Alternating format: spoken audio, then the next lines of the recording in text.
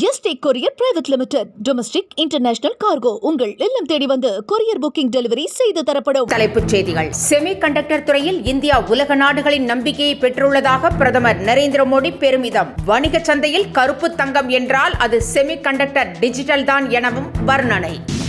அமெரிக்காவுடனான வர்த்தக ஒப்பந்தம் குறித்த பேச்சுவார்த்தை தொடர்கிறது. மத்திய அமைச்சர் பியூஷ் கோயல் தகவல். தேர்தலின் போது அளித்த வாக்குறுதிகளை நிறைவேற்றியுள்ளோம், சொல்லாததையும் நிறைவேற்றியுள்ளதாக முதலமைச்சர் மு.க.ஸ்டாலின் எக்ஸ் தளத்தில் பதிவு.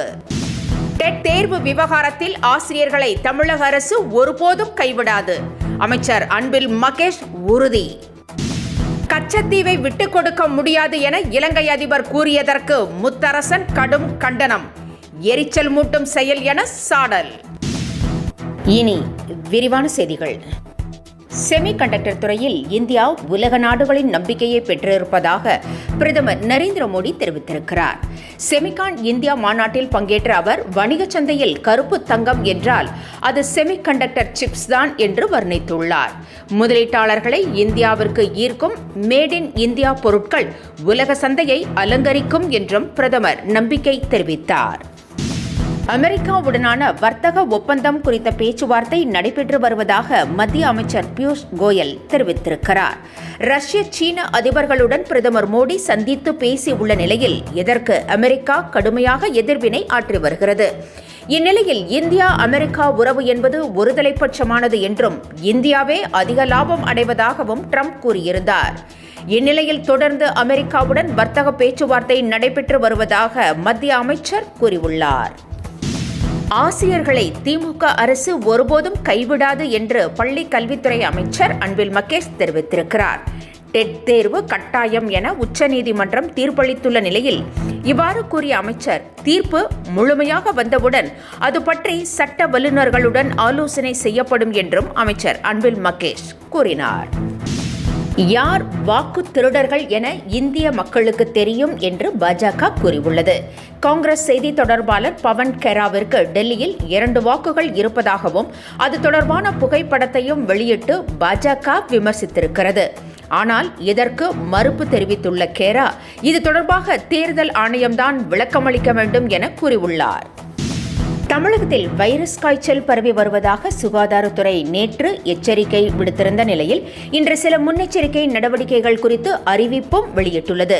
மக்கள் கூடும் இடங்களுக்கு செல்பவர்கள் மாஸ்க் அணிந்து செல்ல வேண்டும் என்றும், முதியோர், நோய் எதிர்ப்பு சக்தி குறைவாக இருப்பவர்கள் பொது நிகழ்ச்சிக்கு செல்வதை தவிர்க்குமாறும் அறிவுறுத்தப்பட்டுள்ளது. காய்ச்சல் அறிகுறி இருந்தால் உடனே மருத்துவமனைக்கு செல்ல வேண்டும் என்றும் சுகாதாரத்துறை கேட்டுக் கொண்டுள்ளது. இபிஎஸ்ஸின் சுற்றுப்பயணத்தால் எந்த பலனும் இல்லை என அமைச்சர் சேகர் பாபு தெரிவித்திருக்கிறார். திருவள்ளூரில் பேசிய அவர், இபிஎஸ் தொடங்கியுள்ள சுற்றுப்பயணம் தோல்வி பயத்தையே காட்டுவதாக குறிப்பிட்டுள்ளார். அவருடைய பயணத்தை மக்களை காப்போம், தமிழகத்தை மீட்போம் என்பதற்கு பதிலாக சம்பாதித்ததை காப்போம், சம்மந்தியை மீட்போம் என மாற்றலாம் என்று கூறியிருக்கிறார். திமுக அரசு சொன்னதை காட்டிலும் சொல்லாததையும் செய்திருக்கிறது என்று முதலமைச்சர் மு.க.ஸ்டாலின் தெரிவித்துள்ளார். தேர்தலின் போது அளித்த 505 வாக்குறுதிகளில் திமுக அரசு 364 வாக்குறுதிகளை நிறைவேற்றி உள்ளதாகவும், மேலும் சொல்லாத காலை உணவு திட்டம், நான் முதல்வன், தமிழ் புதல்வன் போன்ற முத்திரை திட்டங்களை வெற்றிகரமாக செயல்படுத்தி இருப்பதாக முதலமைச்சர் கூறியுள்ளார். ஆகஸ்ட் மாதத்தில் மிகவும் பிடித்த பிரபலமான இந்தியர்களின் பட்டியலில் விஜய் முக்கிய இடத்தை பெற்றுள்ளார். எக்ஸ் தள பதிவுகளின் அடிப்படையில் வெளியான கணக்கெடுப்பின்படி பிரதமருக்கு முதல் இடமும் விஜய்க்கு 3வது இடமும் கிடைத்திருக்கிறது.